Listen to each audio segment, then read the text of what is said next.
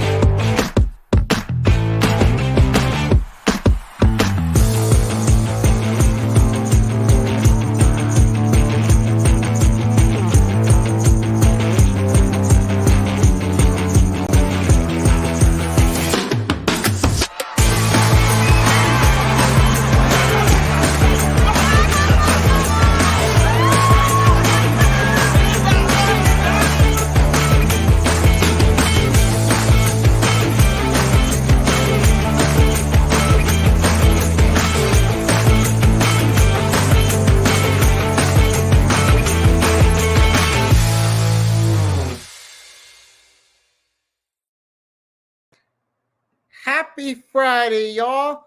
Hopefully you're having a great start to your weekend. And welcome to the Eagles versus Browns Week 6 preview on Nicky Stees and Hardcore Sports Network channels. If you haven't done so, make sure to like and subscribe. Make sure to subscribe to both my channel and the Hardcore Sports Network channel. Links to them are in the chat.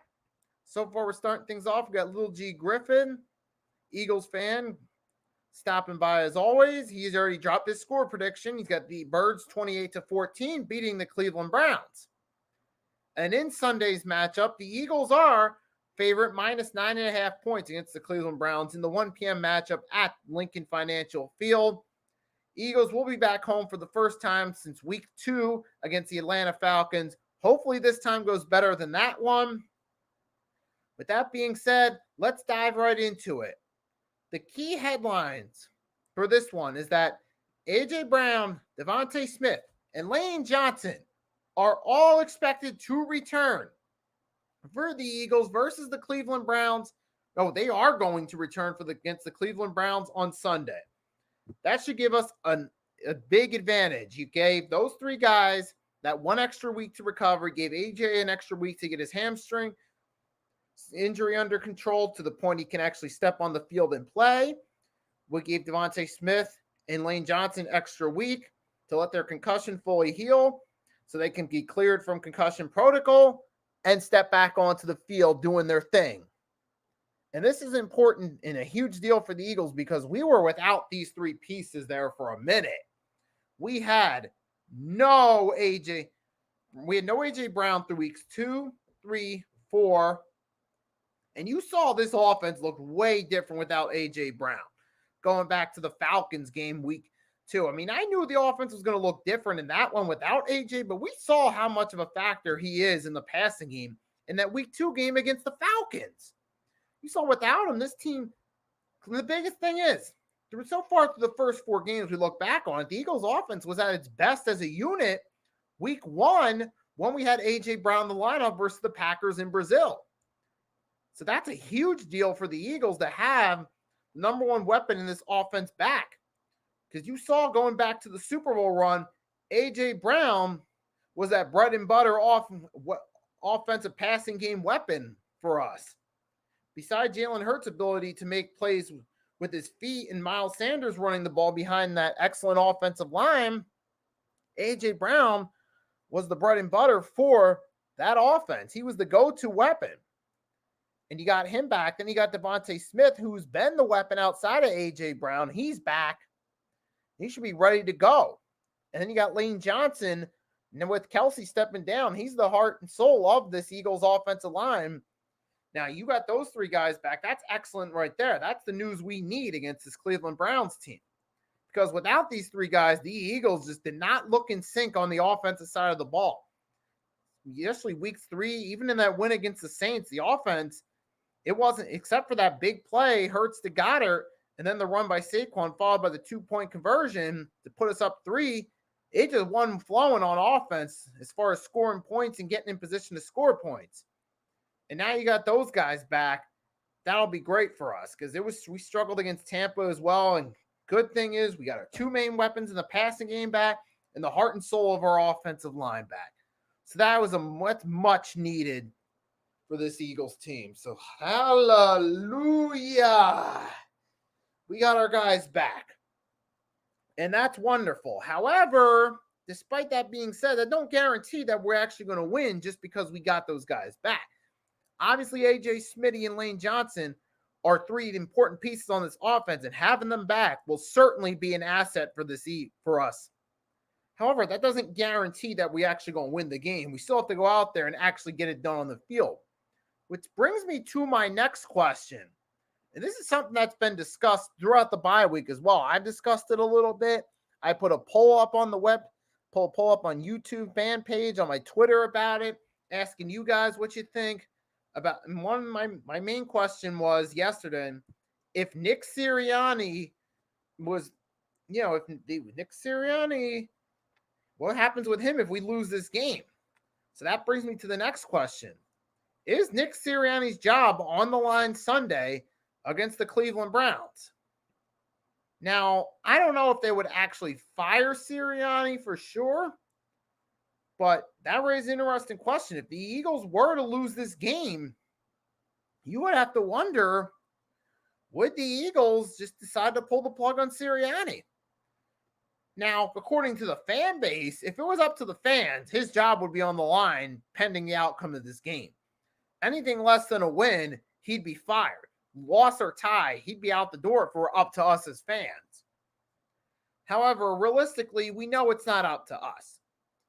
Even though if it were up to us, myself included, if we were to either lose or tie the Browns, I'd want him out the door right away. And the rest of the fan base will if that happens. So according to the fans, yeah, your job's on the line. But here's the thing. We don't actually make the decisions. We can be loud and vocal with our opinion on what we think they should do. And especially for home games, us as Eagles fans, we'll be loud and vocal. If for some reason we don't win this game, fans will rain hate on Sirianni. They will boo and heckle him. I mean, you would think that this was the 1960s, that Santa Claus was coming on the field the way they'll boo Sirianni. But I feel like Sunday could be, it's make or break time for Sirianni for sure. Even, I don't know if he's had a talk with the owner yet. The owner pulled him aside and told Sirianni, hey, look, we appreciate everything you've done for this team. Thank you for stepping up and take over as the head coach, but things are kind of on the outs right now. I don't know about the future, man. I don't know about the future, man.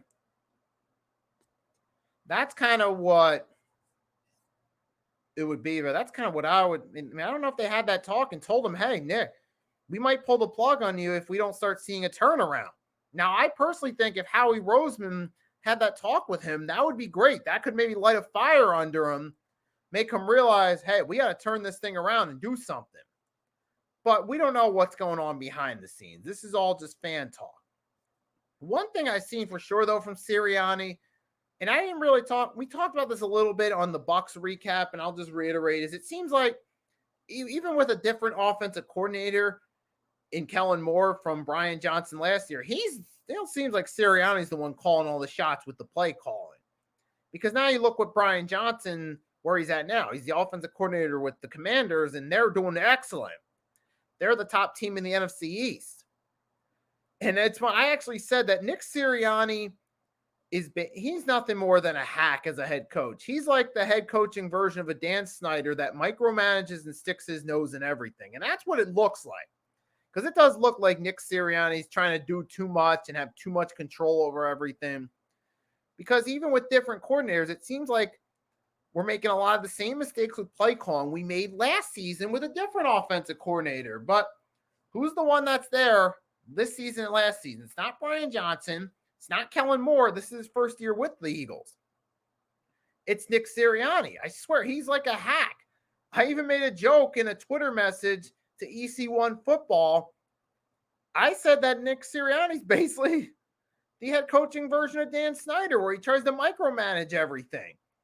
And just the fact that I'm even making that comparison, that's not a good look for Sirianni at all, because we saw with Snyder when he micromanaged everything in Washington, how it hurt them as a team. And now here we are a year later. Now here we are now. We see the Eagles. Seems like Sirianni's got his hands in everything. It's not looking good for them. It's not looking good at all for them. Sirianni's kind of like, he seems like he has his hands on too much. Different offensive coordinator, but a lot of the same play calling mistakes are being made. The game against the Bucks, why did we force the pass when we should have been running the ball? That's the question I ask. And even Arku's coming in here saying, you guys better win. You know, Arku, who has been a long time supporter of Hardcore Sports Network content creators. So shout out to Arku as always for stopping by. Thanks for your support. Always appreciated. And for Sirianni, the play calling still seems the same. It seems like Sirianni wants too much control, and it's not really working out that well in favor of us. I mean, if it were up to me personally, which it's not, but if I were the owner, I would talk to Sirianni and let him know that the way things are going, if this doesn't turn around at some point, we might let you go and part ways. And that could maybe light a fire under Sirianni, but I don't know what Howie Roseman or Jeffrey Lurie have said anything to Sirianni. I don't know if they have had a talk. And then you got Arku. He's saying that it's Kellen Moore and Sirianni, which it could be a bit of the two. And it seems like with defense, because it does seem like we don't. It seems like with Howie Roseman as GM, Howie Roseman, Jeffrey Lurie, good eye for talent, bad eye for coaches is the trend I've noticed in recent years with this team. Ironically, they're kind of going down the trend the Cowboys went down throughout the 2010s, where they had a good eye for talent, but not a good eye for coaching, letting Jason Garrett stick around for years, and then Mike McCarthy, who has his flaws as a head coach. But they always had a good eye for talent. I'm kind of seeing, ironically, what our division rival, the Cowboys, were a little bit, with a good eye for talent, but a bad eye for coaches in the front office. And that's kind of what Sam Presti clears Howie Roseman. And that's kind of what it seems like the Eagles have in store. I can draw that comparison because we do have good talent. A.J. Brown, Devontae Smith, Dallas Goedert, Lane Johnson, Saquon Barkley, Quinyon Mitchell, Jordan Davis, Jalen Carter. There's talent all over this roster, but the coaching, Sirianni, Kellen Moore, Vic Fangio, who we've seen in recent years as a flawed defensive coordinator before he got to the Eagles during his time in Miami, that's it does indicate a trend of good talent but bad coaches. But I do think that Sirianni, to me, the pressure's on Sunday. It's going to have a big role in his future. I mean, if all of a sudden Deshaun starts dropping dimes and the Browns get a dub, to me, that would be the end of Sirianni's time. Now, I don't think that the Eagles front office will actually fire him if we lose, but if we do lose this game, you got to wonder how much trust can you put in Nick Sirianni if we do lose? Even if we don't fire him, how much trust do you have in the guy? Ask yourself that if you're listening. I don't mean to be the Debbie Downer. I'm being realistic. I don't think you can trust him if that happens, but that's only a what if. That's a what if. We should win this game because the Cleveland Browns, after all, are a struggling team. I mean, Browns are 1-4, and they got a struggling offense that really has been that this is giving flashbacks to the Browns of the throughout the 2010s, like 2010, 2011, 2012, 2015, 16, 17. It's giving flashbacks to those years for the Browns, including that 2017 season where they went 0-16. But they're obviously not going to repeat that here because they already have a win. But the point being is, the way the Browns are playing so far, this is giving flashbacks throughout a majority of the 2010s and a majority of the 2000s, where the Browns were a laughing stock in the league. We're starting to see flashbacks of that with Deshaun Watson. He has a 21.0 QBR, 5 TDs, 3 INTs, 852 yards, which is 26th in the league. And when I look at their record and the way they played, the Raiders and Giants games, which were close losses and low-scoring games, if the Browns had a better quarterback, they would have won both those games and they'd be 3-2 instead of 1-4. Particularly the Giants and Raiders games.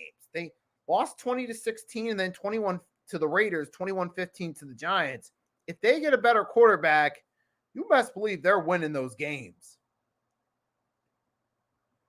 You best believe that the Browns win. If they would have had Baker Mayfield with what he's doing in Tampa, they'd probably be 3-2 right now, at least, with the schedule they've had.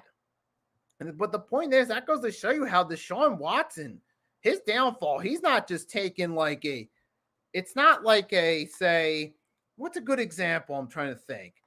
It's not like from Dante Culpepper from his first season starting in 2000 to 2003, where 2000 Dante Culpepper was up here. He got the Vikings to the conference championship to kind of coming down to being mediocre.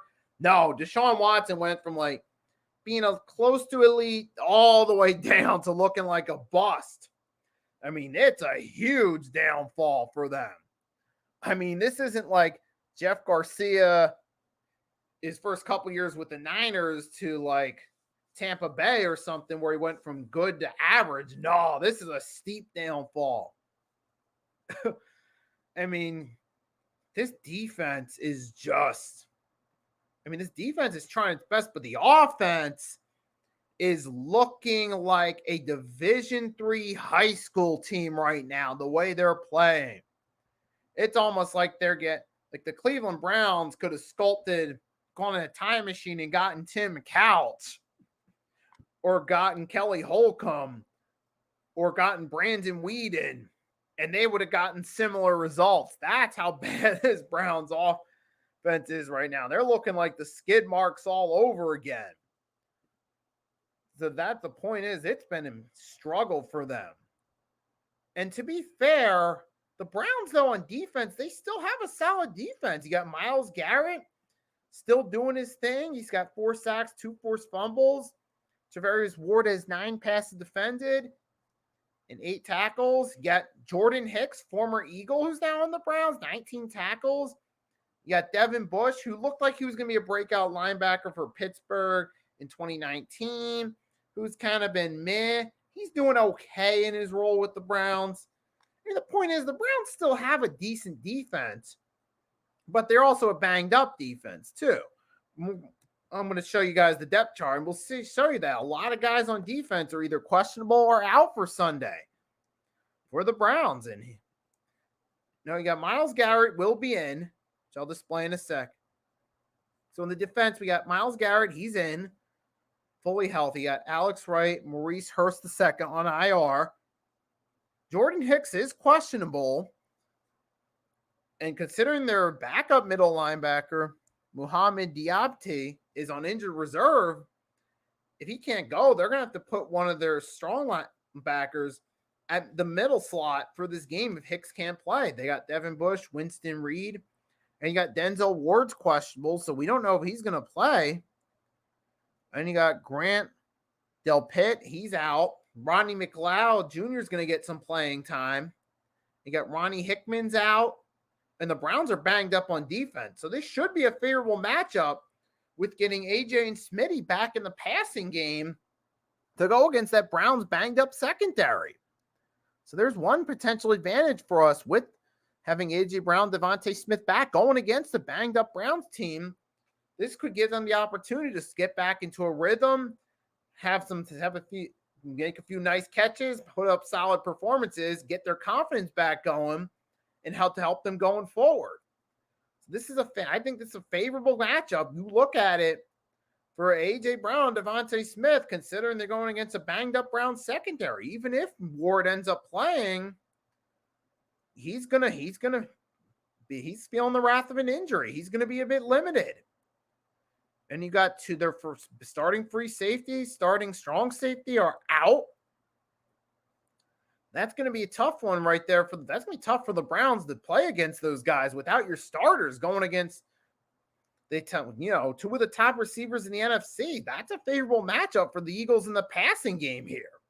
And this could be the spark they needed potentially to get things going, at least get the confidence in the passing game up, and at least get to use that as going forward.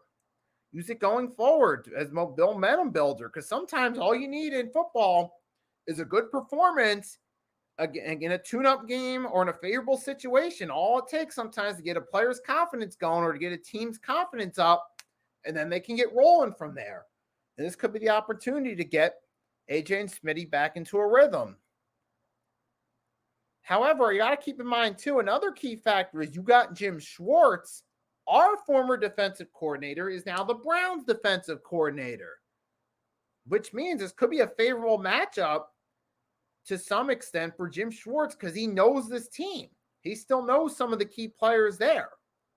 But at the same time, on the flip side, this can be a favorable matchup for the Eagles because we know Jim Schwartz's scheme. Howie Roseman, Jeffrey Lurie, they know these guys. You got to wonder if Howie Roseman might be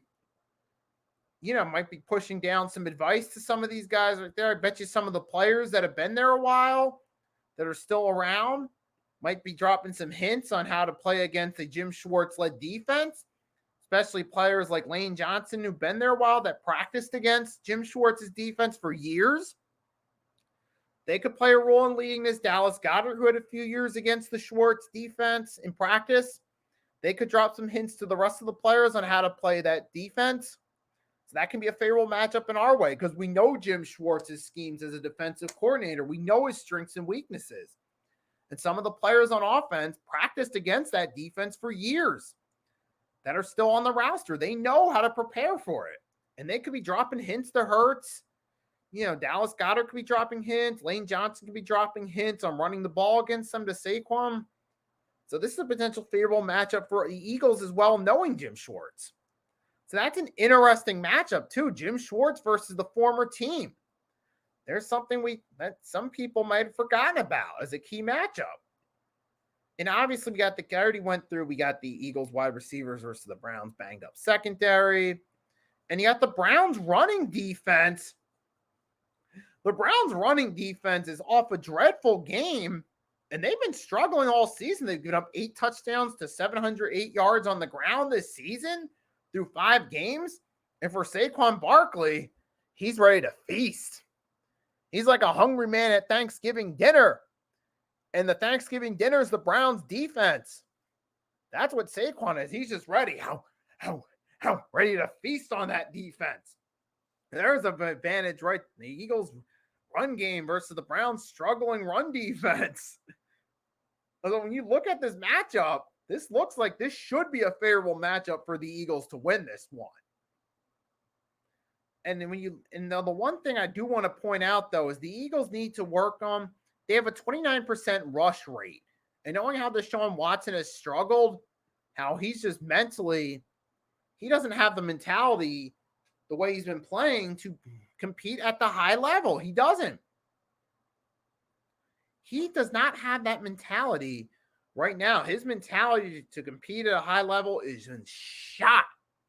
It has been shot, folks. And that's a potential advantage for us right there. If we can get some pressure on the guy and improve that 29% blitz rate, we will really mess with Deshaun's throwing mechanics. I mean, he's struggling as already. If he's feeling heat all day, it's going to be a long day, but that's going to tie me into the last part right here. Folks, it's time now to go over the Eagles' keys to victory in just a moment.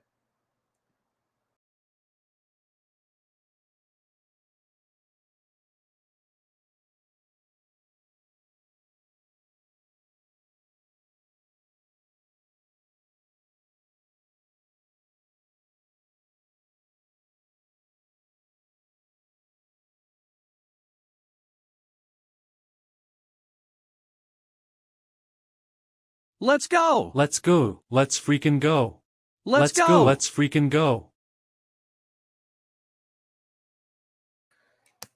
All right, I'm back in just a sec. All right, I'm back now. Now we're going to get into the final part of this Eagles versus Browns preview, the fun part of this. We already went through the main stories headed into this game, talked about the Browns. One more thing about the Browns is they don't have a strong run game without Nick Chubb, and Chubb's still going to be out, which that can really give us a favorable advantage here. And now that's going to tie us in the final part. Eagles versus Browns, week 6. Keys to victory. Let's dive right into it. My keys to victory for this first key is, I already kind of alluded to it, on offense, lean on the run game. That's right. Let's make this a run-first offense. And I just said the Browns have been struggling against the run game. This Saquon is like the hungry man at Thanksgiving dinner. The Browns defense are the Thanksgiving dinner. Give him the ball. Let Saquon have a great game and chew up whatever's left of this Browns run defense. And that would be the first key to victory. Because we saw week 1 when we favored the run, it worked in our favor. That's what we got to do in this one. Favor the run. I know we got A.J. Brown, Devontae Smith back. And I know there's the temptation to focus more on the pass just to get those guys back into a rhythm. And I certainly understand why the Eagles might be thinking that way. It's like, okay, we got A.J. Devontae back. Let's get them some receptions. Let's throw the ball their way to help them shake off the rust. And you can certainly do that while still favoring the run from a play call. You can still favor the run in your play calls while still giving A.J. Brown, Devontae Smith targets to help them shake off the rust. That you can certainly do. So, however, I feel like favor the run. Now, when it comes to the passing game, favor A.J. Brown and Devontae Smith as your targets for your total pass attempts, but favor the run with your play call. And that's the first key to victory, because Saquon Barkley will have himself an excellent game, barring injury and favoring the run. Give him enough carries to help break the game open. You can see it work out. Remember, against the Bucs, Saquon had a few nice runs, but we only gave him the ball 10 times. We just, for whatever reason, the play calling was backward. We didn't give him enough carries to break the game open. That's what we need to do in this one.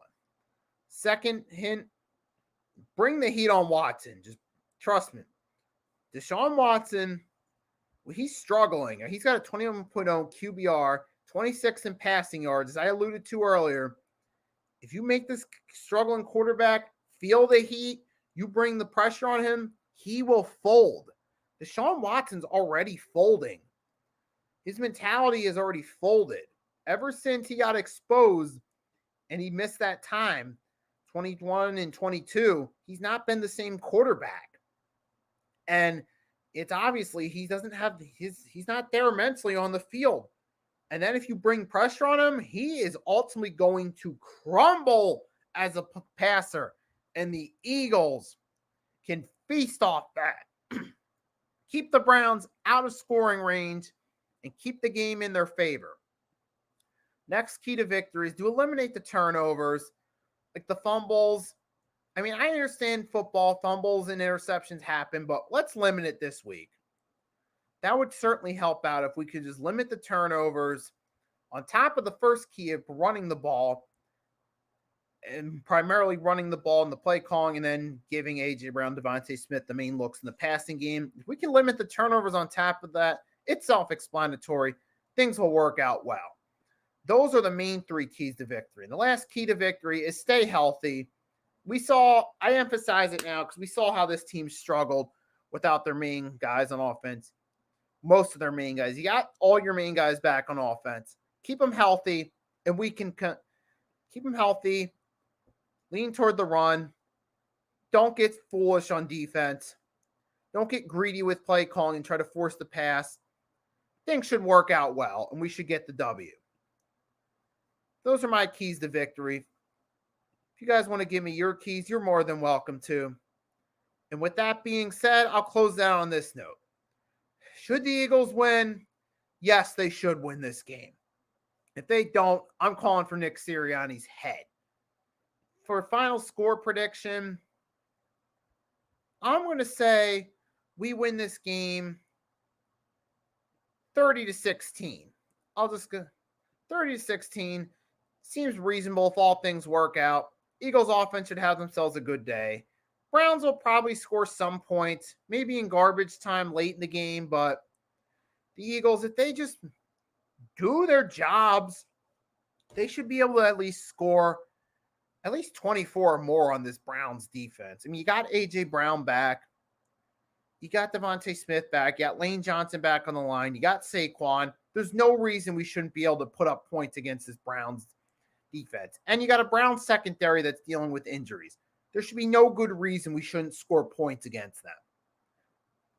And then, secondly, you got Deshaun Watson, who has the biggest plunge in quarterback history from looking like the next superstar to looking like Deshaun Kaiser from the 2017 Browns. This shouldn't be a close game. Maybe the Browns might score in garbage time, like I said, make it look a little more competitive late, but we should overall dominate the game and get the win. So that's my score prediction. And to everyone that stopped through, as always, I always thank you guys for your support because you're the reason I do these live streams. You're the reason I drop YouTube shorts. Without you guys, this channel would not be rolling. So thanks for your support. Thanks for keeping this thing going. Thanks for making these streams fun. I hope you guys are having fun listening to what I say. Hope you're entertained by it. And I hope you guys enjoy the rest of your night or day if you're catching this on the replay. This episode will be up on Spotify in a little bit. I will share it to my Twitter when it's available. For those of you guys that aren't following me on Twitter, if you're not, here's the link to my Twitter in the chat. You guys can punch it into your search engine and hit me up with a follow on Twitter if you haven't done so already.